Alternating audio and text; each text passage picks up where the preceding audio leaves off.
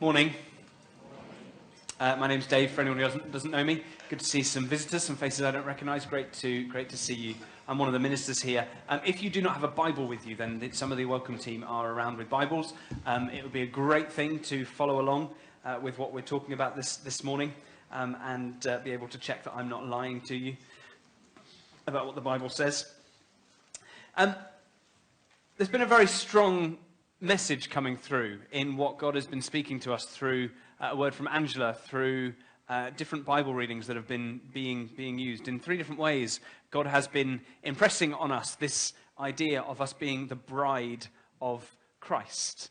I'm not going to completely throw out what I was going to say in order to talk about that, but I want us to sort of merge the two things together, because I think that image of being a bride of Christ is a really powerful, beautiful image that is also a very weird one. Particularly maybe for us blokes, it can be a bit strange to think of ourselves as the bride of Christ, but it's not that weird. It speaks of the love with which Jesus regards us. It speaks of the way that he looks at us. It can be very easy to bash the church. It can be very easy to look at ourselves and think, oh, we're not good enough. To look at the church in the world and think, oh, why are we getting so many things wrong? It can be very easy to go around talking negatively about what this church or that church or our church or we as Christians might be doing. I'd just like to say that if on my wedding day someone had come up to me and told me that my bride looked a little bit ugly, A, I'd have thought they needed their head checked. B, how offensive. How rude. How rude to knock someone's bride, someone who Jesus has said is beautiful. That's how he views us as the church. We're spending this month thinking about what it means to be transformed people who transform places. I can't in some ways think of a better image of someone who has been taken from rags and put into a beautiful dress as a bride. Someone who comes with nothing of their own and has been given something beautiful to wear before God. And that ties in extremely well with what we're going to be talking about this morning. We're going to be looking at a couple of verses in Romans chapter 12. The first couple of verses in Romans chapter 12, which is all about our transformation as people. Next week, Maria is going to be helping us to explore what it means as those people to transform the places that God puts us in. We chatted about it this week. I've seen some of the things she's going to be sharing. It's going to be fantastic. It's going to be a real inspiration to how we can go and be an impact and a change in the world, not by going overseas necessarily, not by doing more church stuff, but where you are every single day, how it is that you can be a transformative presence. But it has to start with us being willing to be transformed ourselves. Romans chapter 12, verses 1 and 2 say this: I appeal to you, therefore, brothers and sisters, by the mercies of God, to present your bodies as a living sacrifice, holy and acceptable to God, which is your spiritual worship. Do not be conformed to this world, but be transformed by the renewing of your minds, so that you may discern what is the will of God, what is good and acceptable and perfect. At the heart of this is the idea of us being transformed. Up till this point in the book of Romans, Paul has been talking about some pretty heady stuff, some pretty heavy theology. He's been talking about sin, he's been talking about salvation, he's been talking about Israel, he's been talking about all kinds of different things. And it's become exciting, but it's also become quite complicated, but it's theologically dense, which is not to say boring, it's to say life-giving and exciting, but it's been about what God has done. This is a pivot in the book of Romans, because from this point onwards, it's about what it therefore means to look like in our lives. Paul says, therefore, in view of all of God's mercy that I've just explained to you and proven to you and unpacked with you, in view of everything that God has done for you, be a different kind of people. Be transformed and live in a different way. And for the rest of the book of Romans, that is what he's talking about. Last week, I shared with you something of my wardrobe. Today, I want to share with you something of something else, which you have also very little interest in. A couple of weeks ago, when it was feast day, a week ago yesterday, I was wandering around the different stalls, chatting to various people. And at one point, I came to the Chalfont Chiropractic Clinic stall. And I was chatting with them and hearing a little bit about it and whatever. And then an osteopath who works with them said to me, would you like a free body posture check? And I thought, I don't know what that is. So I asked, and what it is basically there's a screen that you stand against, and I had a photo like this, just standing normally, then a photo like this, then one like this, then one like this, and they put them all onto an iPad. It was like taking mug shots at a police station, I would imagine. But the point is that they could then look at my posture, and they got a computer to analyze what my different joints and bones and how they're all holding together, and they were able to tell me what's wrong with my posture. And I'm going to share it with you because we're family. I have a serious problem which is known as chin poke. I'm going to stand, so, don't laugh, I'm sharing with you. If I stand like this, you'll see that my head is slightly further forward over my body. I noticed when Chris was up here earlier, he stands like a tank. He is built, and he stands solid and sturdy. I don't. I poke my chin forward, which means that actually too much strain is going on these muscles, which doesn't help your back, doesn't help your head. It's not very good. Apparently, it makes my head feel 54% heavier to my muscles than it should do. Who knew? Who cared? But the reason I tell you that is that these are people who knew what they were talking about, helping me to do something different because I had a problem. If, when they had said, Dave, do you want a free body posture check? And I'd said, what's that? And they'd explained, I'd turned around and gone, how dare you? How dare you suggest that my posture isn't already perfect? How dare you suggest that I might need to change? How dare you suggest that you have the authority to speak into my life and tell me the ways that I need to change? How dare you do that? I'm perfect exactly as I am. I didn't do that, and as a result, I've been able to try and pull my head back and get my shoulders down and stand in a slightly more sensible way. Please feel free to keep me accountable to that, but not all at once. But how often, when it comes to our spiritual lives, when it comes to our lives as Christians, would we say to someone, no, how dare you try and say that I'm not doing it right already? How dare you suggest I need to change? How dare you suggest that there might be part of my life as a Christian that isn't already sorted? How dare you suggest that maybe I need to take one step further? How dare you suggest I'm not a perfect disciple yet? And yet we know we're not. We know we're not perfect. But when we come to a passage like this that talks about being transformed, there's part of us in our gut that might say, I don't need to be transformed. Do you know how long I've been a Christian? I've got this sorted already. So I say that as a word of challenge, actually, that we would be willing to examine ourselves, maybe willing to let someone else examine us, and say, where is it that we might need to grow? Because I don't have it sorted yet. I know that my spiritual posture is not perfect, and I want it to be. I want it to get closer and closer. So what is it that Paul says? Well, he starts by saying, in view of the mercies of God, present your bodies as living sacrifices. Living sacrifice. Starts off with God's mercy, God's undeserved love, God's undeserved grace. He says, in view of all of that, because of all of that, be different. But what does being different look like? Well, a living sacrifice is the phrase. And that's a strange one, because a sacrifice was something you brought to the altar and killed. It doesn't stay alive. A sacrifice, by definition, in order to be sacrificed, has to be taken and killed. So a living sacrifice is something different, something strange, something that's not quite right. It's something that comes to the altar and stays alive on the altar. For us to present ourselves as a living sacrifice to Jesus is us choosing to live our whole lives on the altar of God as something which is being given, something which has been let go of, something which has been sacrificed and said, I am giving up my rights to this. I'm giving up control to this. It is as if it is dead, but it's not. So as we remain alive, we live as people who've chosen to die. We live as people who've chosen to say no to a whole way of life, no to a whole worldview, no to this world, so that we can say yes to Jesus. That's what being a living sacrifice is. Sacrificing every single part of our being and then staying alive to live out the consequences of it. It's a big call, but it's no bigger than the mercy that Jesus has shown to us. It's no bigger than the mercy and the grace and the love that Jesus has already shown to us. But being a living sacrifice isn't just what happens when we come to church, or when we are in a life group, or when we're speaking to our Christian friends, or when we're having a quiet time and reading the Bible. A living sacrifice is someone who lives this life everywhere, at every single moment of every single day. Now tell me your spiritual posture's still perfect, because I know mine's not. I know there are parts of my life which actually are a little bit too cut off to God. Sure, he can have my spiritual life. He can even have my work life, because I work for a church, so it's easier for me. But which parts of my life, which parts of your life have we not sacrificed to God? Which parts have we said, actually, I'm still retaining a little bit of control over that. I still want that my way.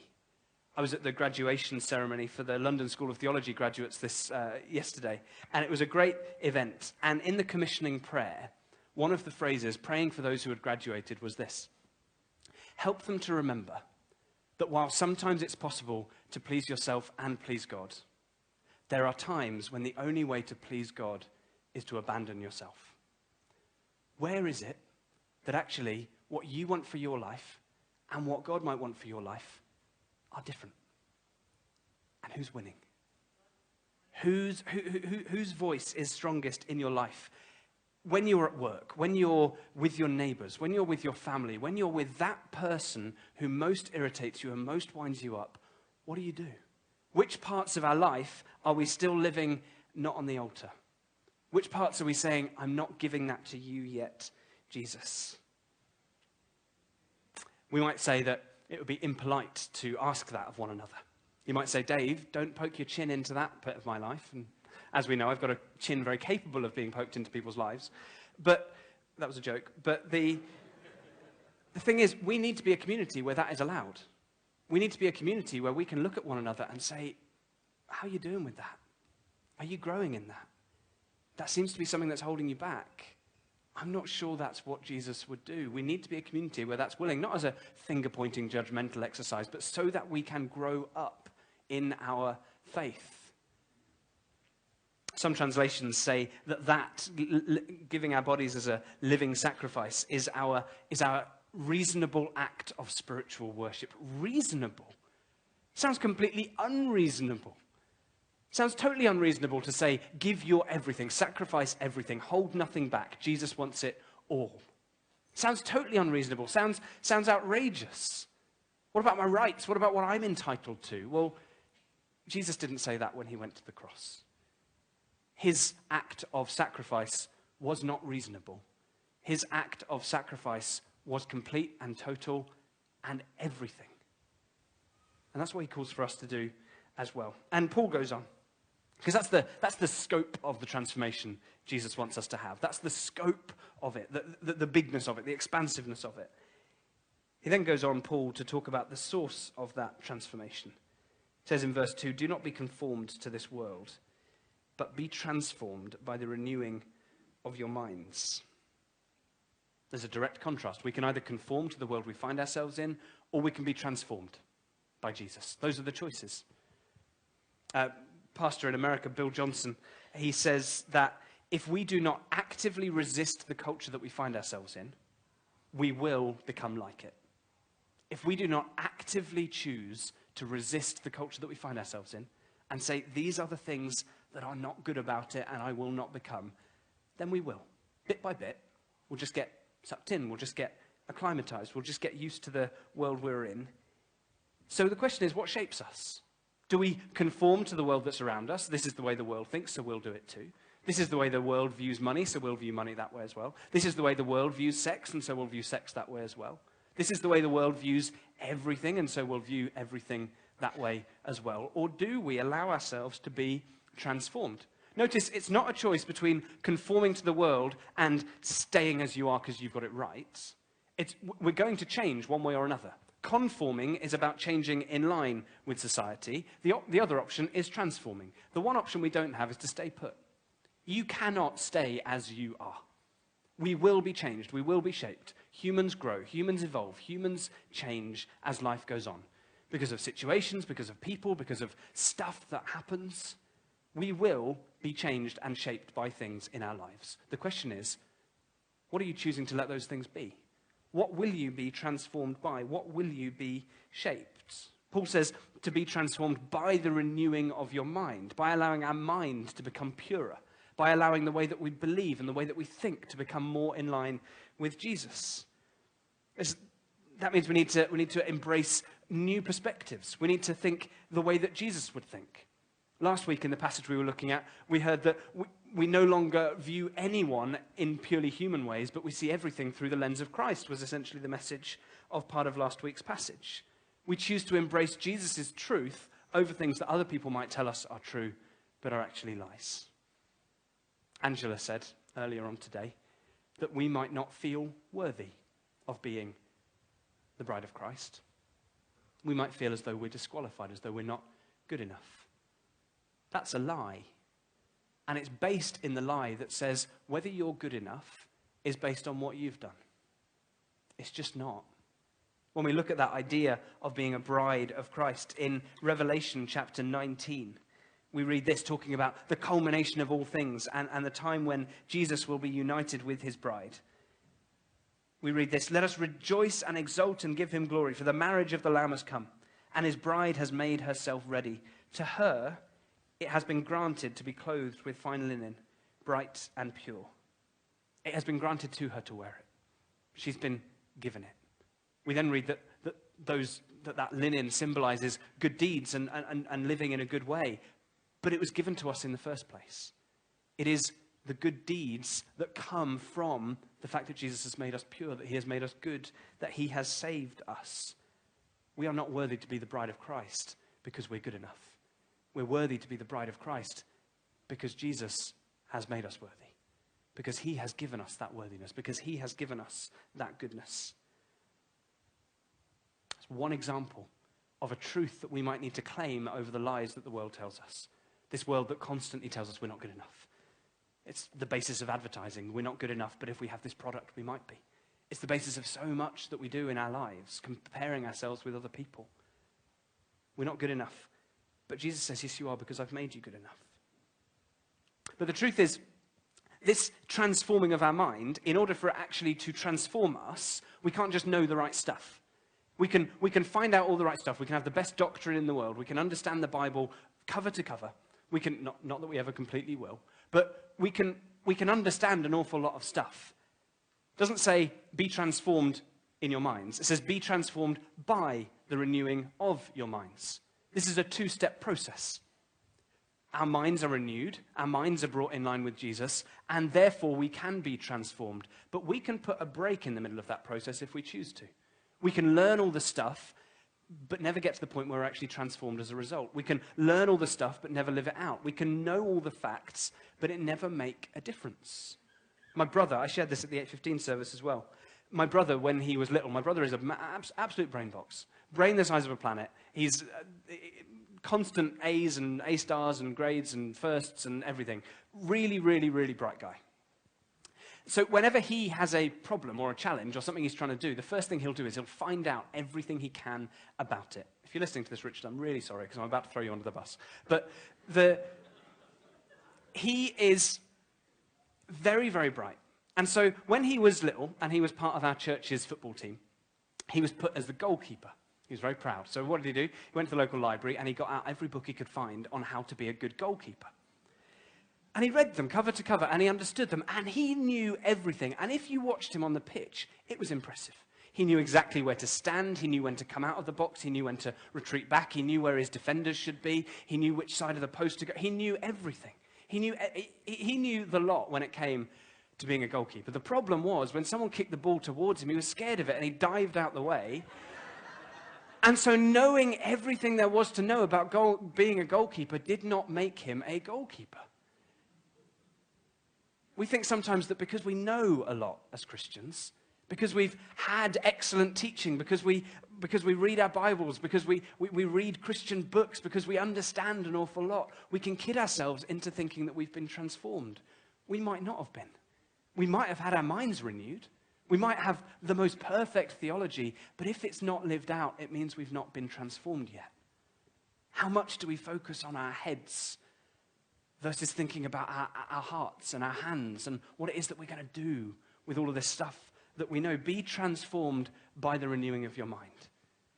We also can't, by the way, take an anti-intellectual approach to faith that says, we don't need to know anything, right? We don't need to know anything. We don't need to understand it. We don't need to study. We don't need to work it all out. We can just be different people. No, they have to come hand in hand. We have to be making sure we're growing up into the right things rather than the wrong things. We will be changing. Will we be changing in the right direction? That's where, coming back to what is it that Jesus is saying to us? What do you do with what you know? Because I said that the robes were given to the bride in order that she might be worthy.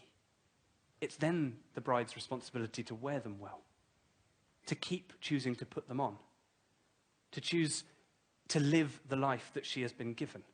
She's been given a life as someone who is worthy of the love of Jesus. She then needs to live. We need to live. As the bride of Christ, as the church of God, we need to live in ways that are good and that are pure and that are holy. Then you will be able. You may discern what is the will of God, his good and perfect and acceptable will. That's how the verses end. We've chosen to give our all to Jesus on his altar.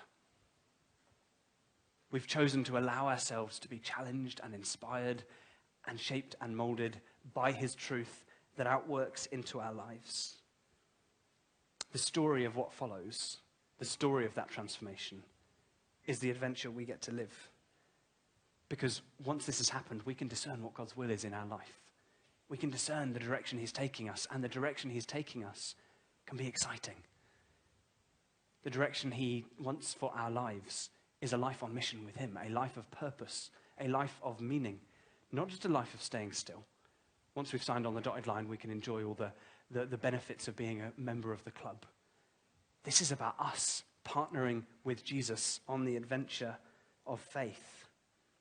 On Tuesday night, we had a prayer meeting here. And we were, as you know, we're in this month of transformed people who transform places, trying to be a blessing in the places that we are. And I asked a few people who we were praying with, what would it mean for me to pray that God would bless you this week? What would be a blessing for you this week that we can be blessed in order to go and bless other people? And I got us to think about that for a moment. And as we then talked about it, we realized that all of us went through a very similar process in our head, which was to start off by saying, what would it mean for me to be blessed this week? Well, I've got this situation that's being a real problem. I'd quite like that to be fixed. Or this would be a real blessing. Or I'd like that to be part of my life. And we started immediately thinking in some ways of material things, because that might be what it means to be blessed. But then our sort of Christian instincts, I think rightly, kicked in and said, but it can't just be about that, can it? It can't just be about me getting this situation fixed or sorted out or something being made better materially in my life. There's got to be something deeper than that. So we had a conversation. And in the end, we came to the conclusion that the most blessed we can be is simply this, to be at the very center of God's will for our life. And sometimes that will take us into hardship, but God will be with us. And actually, the way that we respond to that, the hope that he might give us in the middle of it, the joy, the peace that he might give us, even in the midst of hardship, is more blessed because we are close with him and we are shining him into the world. And at other times, it will be a place of material blessing where everything goes our way. But we know that it won't always be that. But the one thing we can always say is blessed is to be exactly where God wants us, to be at the very center of his will. As you read from verse 3 down, we read of people choosing to use the gifts that God has given them, people choosing to live in harmony with one another, talking about our hands and the way that we behave, talking about our heart and the way that we choose to live, the kind of core of our being. We see that the implications of all of this flow out in so many different ways. But it comes back to that question: are you willing to submit your story to God's? Are you willing to let your life be put on his altar to be directed for his purposes? Are you willing to let yourself be changed? Are you willing to ask people to speak into your life? To say, yeah, I want to be different. In 5 years' time, I know I'm going to be different than I am now. I want to make sure I'm better I'm different in a good direction, not a bad direction. How is it that you need to honestly ask God to say, show me my posture. Show me where I need to be brought back into alignment. Show me where I need to be fixed. Show me where I need to change and I need to be transformed. That's the first part of the story. The second part of the story is next week, when we'll consider what it means as people who are being transformed to be a transformational presence in the world. My prayer is that that would be our story, that we would be constantly throwing ourselves onto the mercy of Jesus, letting him transform us, giving him our all, that others might see and others might be transformed because of us and because of God's mercy as well. I'm going to pray for that as the guys come back up. Heavenly Father, I want to thank you. I want to thank you for your mercy and your grace. I want to thank you that you were willing to give your son. And Jesus, I want to thank you that you were willing to go to the cross as a beautiful act of sacrifice. Would you help us to leave nothing behind as we give our all to you? I want to pray that this community would be utterly and completely transformed, unrecognizable because of the mercy of Jesus. Because we have been transformed as you have spoken to us, as we have been obedient, and as we've allowed ourselves to be transformed through what you've been sharing with us. Speak. We choose to listen, and we choose to obey.